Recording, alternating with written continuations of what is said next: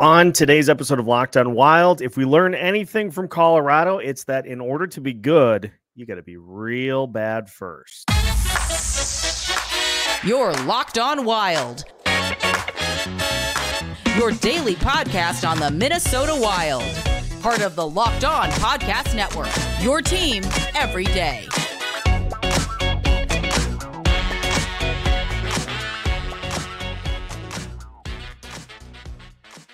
What is happening, everybody? Welcome into another episode of Locked On Wild, your daily Minnesota Wild podcast. Part of the Locked On Podcast Network, your team every day. Thank you, as always, for making Locked On Wild your first listen each and every day. Make sure you subscribe on YouTube and your favorite podcast platforms so you don't miss out on any new episodes throughout the week. Today's episode of Locked On Wild is brought to you by Indeed. Indeed knows when you're growing your own business, you have to make every dollar count.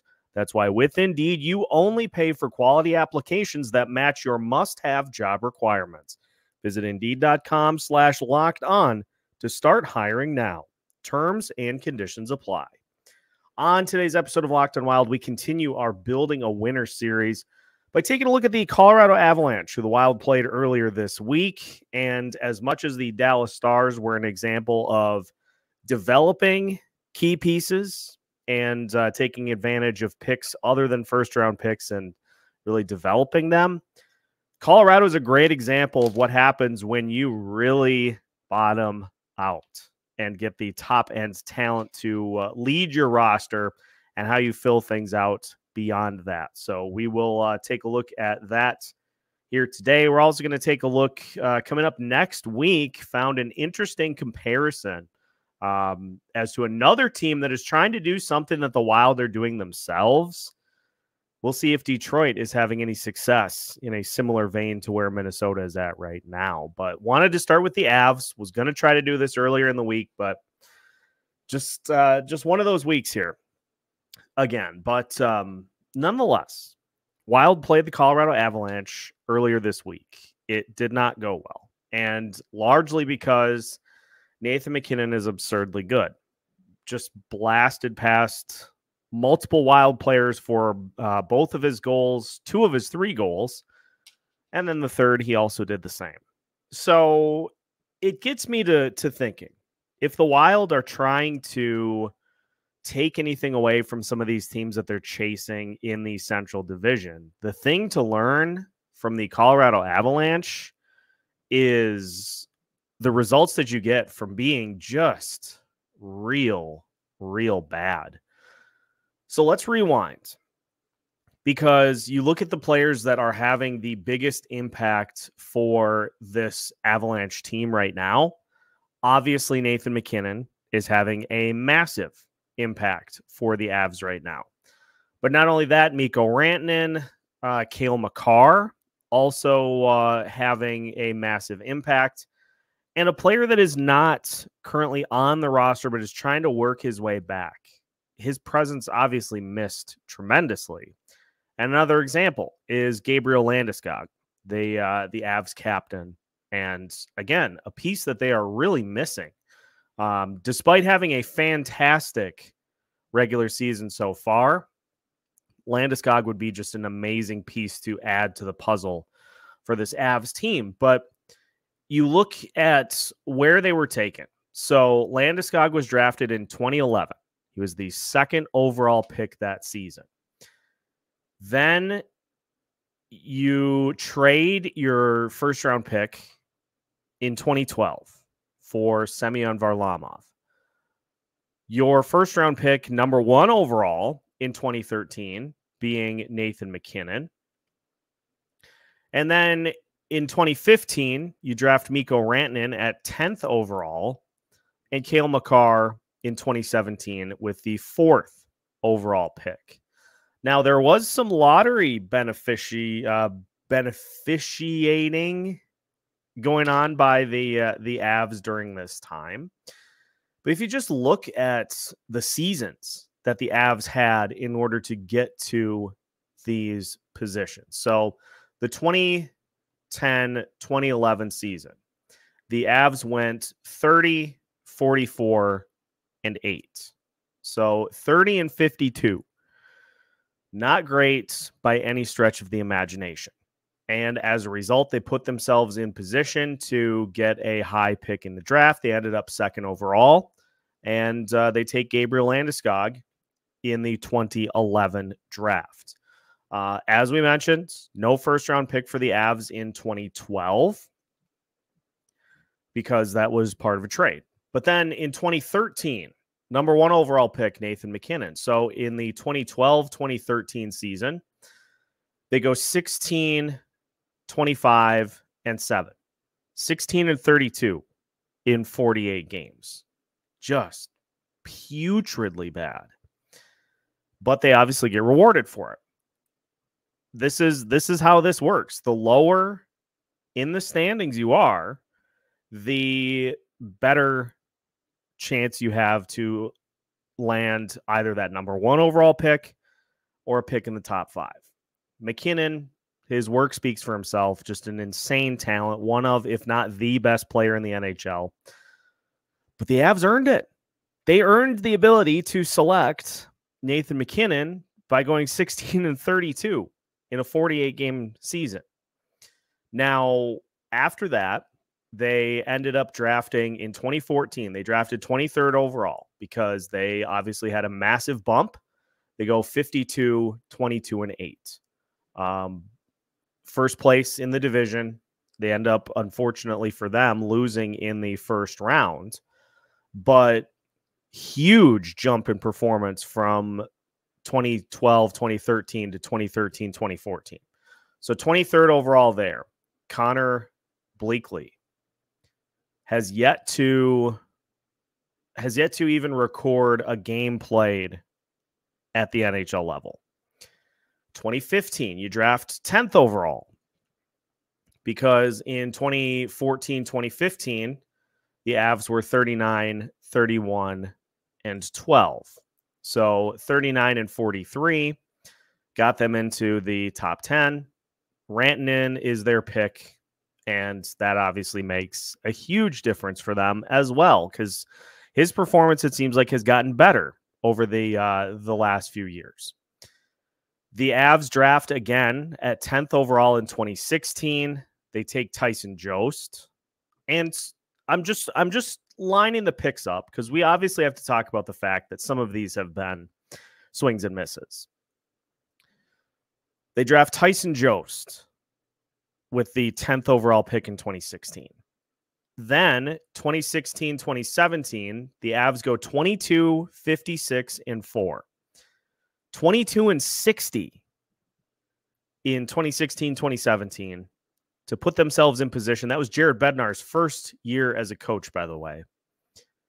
Puts them in position to draft 4th overall. They take Cale Makar. Now, they draft 16th overall in 2018. Martin Kaut, who has played in 56 games at the NHL level. So again, that's a pick that didn't necessarily work out, to say the least. 2019, they picked Bowen Byram with the 4th overall pick. And so 2018, 2019, the Avs are 38, 30, and 14. They somehow make the playoffs and somehow win a round. And so they draft 4th in 2018, 2019. They get Bowen Byram. More on him in a little bit. But then after that, ever since, they drafted 25th overall in 2020, took Justin Barron. In 2021, they drafted 28th, Oscar Olason. 2022, only had a 6th and a 7th round pick, and then they took Callum Ritchie in 2023 with their 1st round pick. But you see what I'm getting at here is that they put themselves in position to go get a Nathan MacKinnon with their overall record being terrible. a Gabriel Landeskog, a Mikko Rantanen, a Cale Makar. And so we have seen the Minnesota Wilds take advantage of drafting in the spots in which they have drafted from, the mid-20s, anywhere from 20 to 25 over the last few seasons. You know, we did see them draft 9th overall to get Marco Rossi, 12th overall to get Matt Boldy a couple of seasons ago. But ever since, it's been anywhere between 15 and 25. And frankly, the talent there is just not the same as the talent in the first 5 picks. And so this Avalanche team, as we'll dive more into the roster here as well, they had to roll their sleeves up and get their hands very dirty to be at the spot where they can say that Cale Makar and Nathan MacKinnon are the focal points of their franchise. That was not just done through luck. You have to be real bad in order to commit to doing that. And that's not something that is a priority for the Minnesota Wild right now. But if for some reason a current Wild superstar would decide that he does not want to stick around,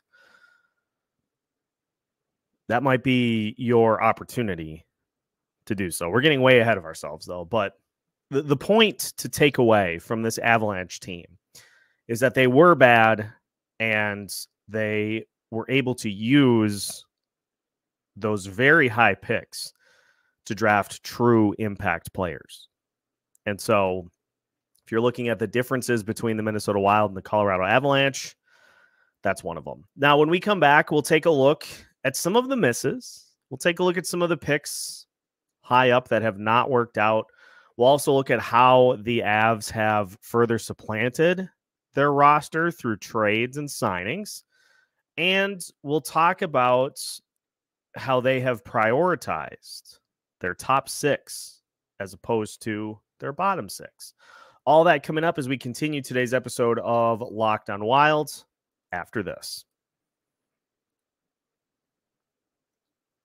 Today's episode of Locked on Wild is brought to you by Policy Genius. Folks, the world of selecting a life insurance policy can be intimidating for anyone. How do you know what you need, who to cover, and what it will cost you?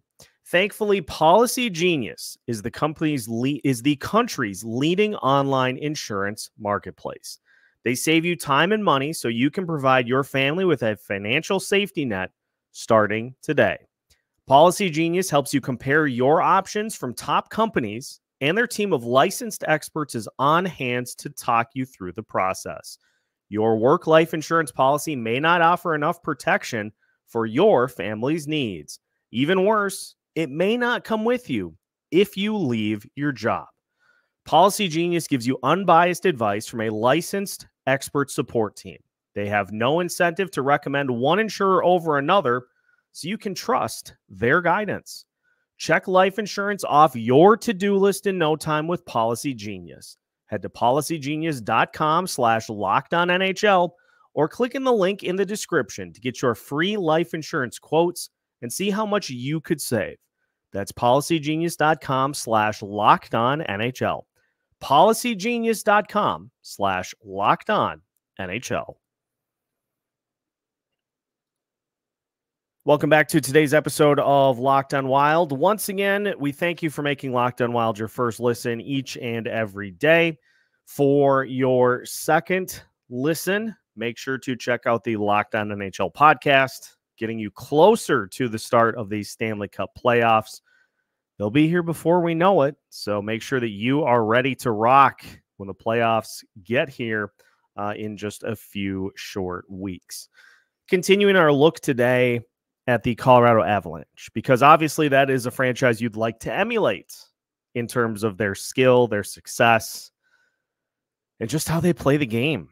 But as we talked about in segment 1, the Avs have gotten to this point because they put in the dirty work to get there.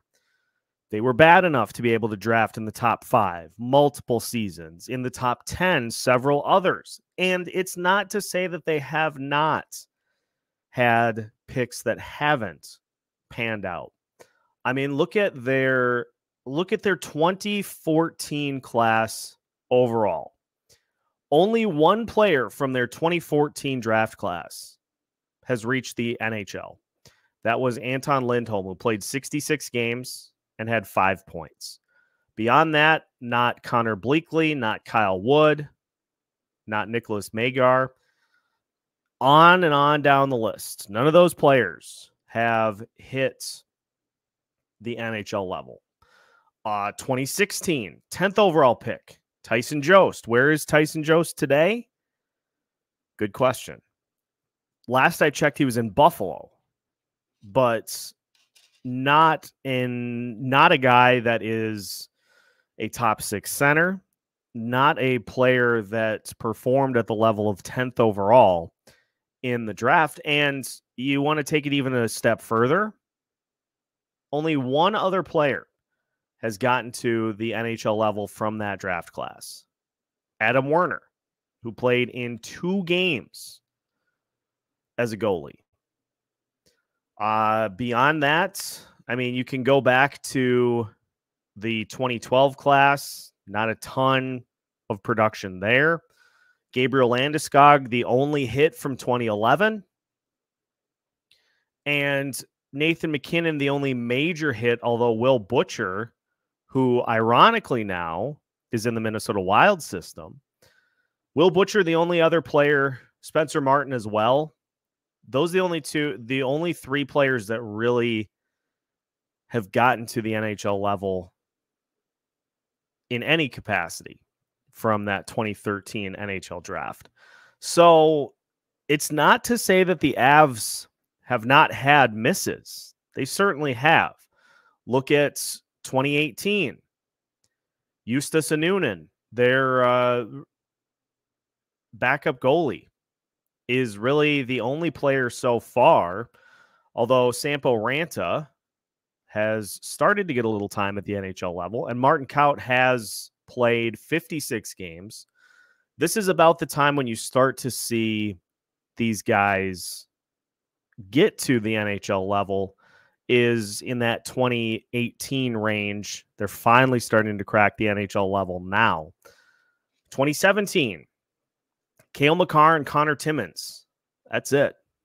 So it's not to say that the Avs have not had misses, because they have. But they have hit on the top level guys. They've hit on the essential key players.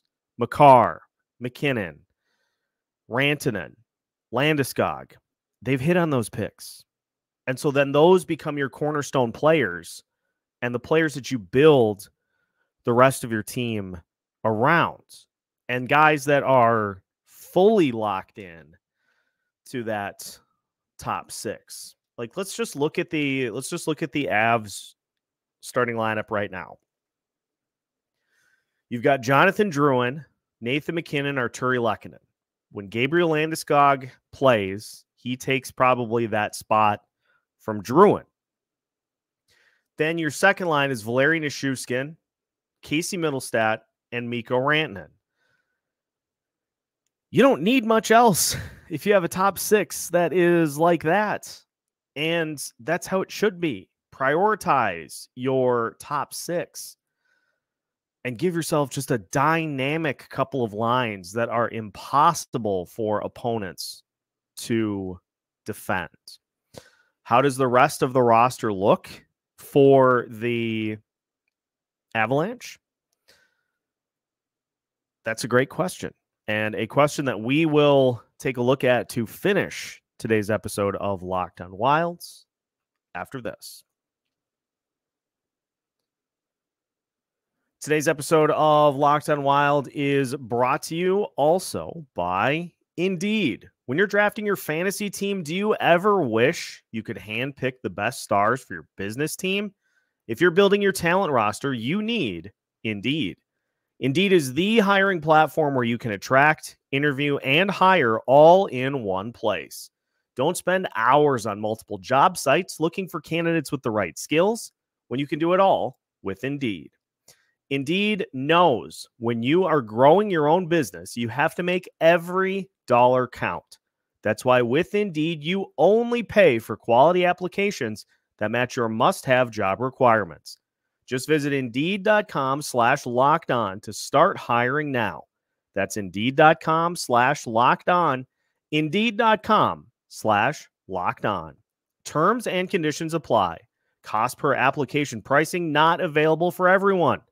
Need to hire? You need Indeed. Today's episode of Locked on Wild also brought to you by Factor Meals. Eat stress-free this spring with Factor's delicious, ready-to-eat meals. Every fresh, never-frozen meal is chef-crafted, dietitian-approved, and ready to eat in just 2 minutes.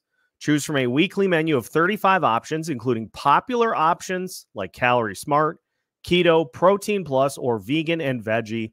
Also discover more than 60 add-ons every week, like breakfast, on-the-go lunch, snacks, and beverages to help you stay fueled and feel good all day long. What are you waiting for? Get started today and fuel up your springtime goals. Head to factormeals.com/LockedOnNHL50 and use code LockedOnNHL50 to get 50% off of your first box plus 20% off your next box. That's code LockedOnNHL50 at factormeals.com/LockedOnNHL50 to get 50% off your first box plus 20% off your next box while your subscription is active. Final segment of today's episode of Locked on Wild. Once again, we thank you for making Locked on Wild your first listen each and every day. Continuing to take a look at the Colorado Avalanche lineup, the roster. How do the Minnesota Wild get themselves in position to be the Colorado Avalanche someday? Well, as we talked about, you have to not even bottom out necessarily. You just have to be willing to ride the lean years to put yourself in position to draft legitimate impact players. It's not impossible to find other impact players from elsewhere in the draft. Obviously, Kirill Kaprizov was a 5th-round pick, but you only put yourself in position to draft a Nathan MacKinnon by being bad enough to be able to, or Cale, Makar, or Gabriel Landeskog, or Mikko Rantanen. But then once you have those guys in tow, how you put the rest of the lineup together is key as well. So if you look at it, MacKinnon and Rantanen and Makar all drafted and through the Avs system. Gabriel Landeskog as well, who's on long-term injured reserve right now. So his salary is allowing the Avs to play above the salary cap here for this season, which certainly helps. But look at some of these other players who have been added in to the mix. Valeri Nichushkin was a signing by Colorado. He signed an 8-year, $49 million deal with the Avs after his actually back up just a second. I would love if Cap Friendly would put these in order. So Nichushkin signed a 2-year deal with the Stars. 2 years, $5.9 million from 2018-2019 to 2019-2020. After that, he then signed a 1-year deal for $850K with the Avs after he was bought out by Dallas. He then comes to Colorado and plays well enough to earn himself another extension, 2 years, $5 million. And then obviously has played himself well enough to get a mega deal from the Avs, 8 years, $49 million, which was signed on July 11th of 2022. So this is actually Nichushkin is actually a great story from an Avs perspective, Because as mentioned, that 2018-2019 season with the Stars, he had 10 points in 57 games. He comes to Colorado, has 13 goals in 65 games, then 10 goals in 55 games. He ups it to 25 goals in 62 games in 2021-2022. Then last year had 17 goals in 53 games, and this year he's got 26 goals, 24 assists, 50 points in 51 games. But he obviously is a key signing for the Colorado Avalanche. Has been a huge piece of their puzzle, huge complementary piece of their puzzle behind Nathan MacKinnon. How about Arturi Lehkonen? Lehkonen was acquired from the Montreal Canadiens in exchange for Justin Barron and a 2024 second-round pick. This was March 21st, 2022. Lehkonen obviously has become a big complementary piece for this Colorado Avalanche roster. Ross Colton was a trade acquisition by the Colorado Avalanche, acquired from the Tampa Bay Lightning. That trade was a 2023 second-round pick in exchange for Ross Colton. So Ross Colton, Casey Mittelstadt is a fantastic example of this because the Avs traded Bowen Byram because they had such a gaping need for a second-line center. It was Ryan Johansson, who was playing poorly, and there were rumblings that he wasn't getting along great with the rest of the room. And so what do the Avs do? They deal him off the roster to Philly. He was bought out after that. And they trade for Casey Mittelstadt to come in and fill that spot.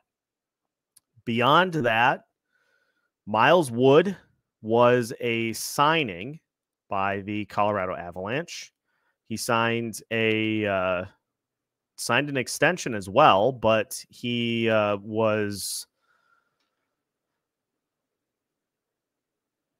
initially with the New Jersey Devils and signed August 4th via arbitration, then signed a huge deal with the Avs on July 1st of 2023, 6-year, $15 million deal with the Avs. Another example, look at the trades. Brandon Duhaime, Yakov Trenin, both acquired to fill out the bottom six. And then on the defensive side, Samuel Girard was acquired via trade. Josh Manson signed.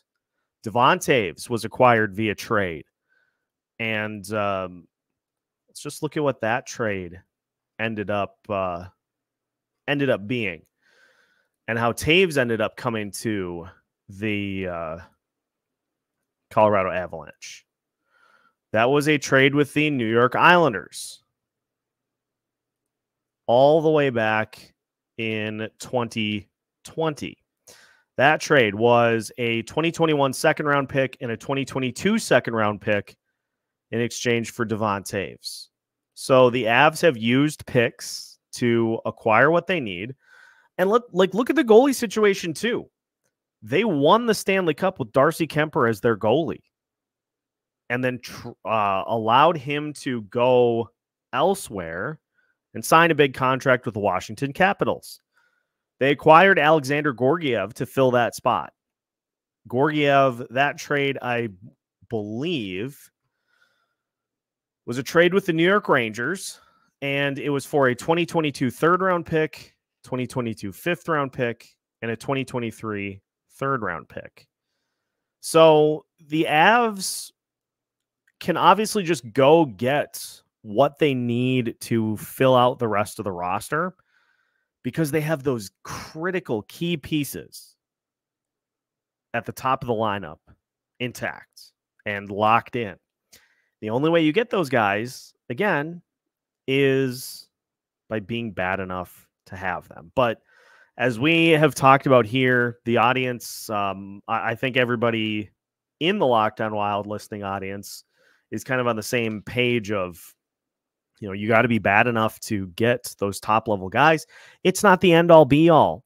Obviously, the Dallas Stars are good enough with where they're at right now with a couple of top end picks, but Jason Robertson and Rupe Hintz, both second round guys, they obviously have developed incredibly well. So there are a bunch of different pieces as to how this all works and how you end up turning into a legitimate contender. Draft and develop is a path that the Wild are going to try to emulate. Bottom out and get elite top level talent is the route the Avs went. The Wild will see a team tonight in the Vegas Golden Knights that has a different path entirely that we will break down in full for you tomorrow. So you can tune in for that as we just continue to look at how these teams will look at pretty much every team in the Western Conference that's in a position of getting to the postseason. We're just going to look at how they all do it and see which ones are likeliest, which paths are likeliest for the Minnesota Wild to try to emulate through this process. As I mentioned, the Detroit Red Wings are trying to go the route that the Wild are right now. We'll check in to see how that's working out for them too. So we are continuing to transition to, where do we go from here? How do we build a winner? And so hope you enjoyed today's episode. Make sure to hit the like button for today's episode if you did enjoy listening to how the Avs built their roster. We will take a look at the Vegas Golden Knights, as mentioned, ahead of tomorrow's game against the Sharks. We got you covered for that game as well. So make sure to subscribe to Locked On Wild if you have not already, so you don't miss out on any new content throughout the week. We've got new episodes for you every Monday through Friday as part of the Locked On Podcast Network.